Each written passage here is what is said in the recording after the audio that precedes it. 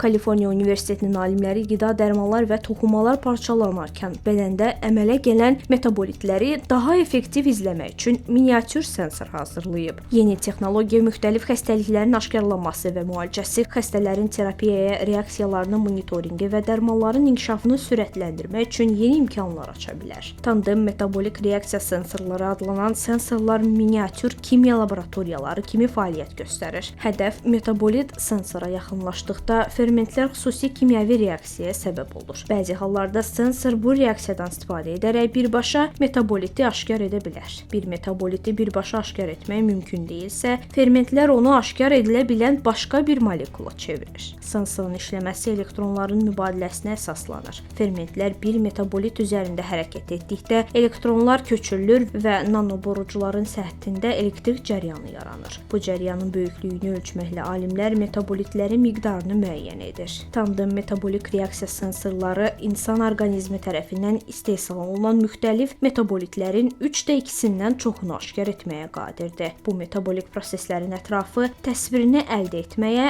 və xəstənin müalicəyə reaksiyasını izləməyə imkan verir.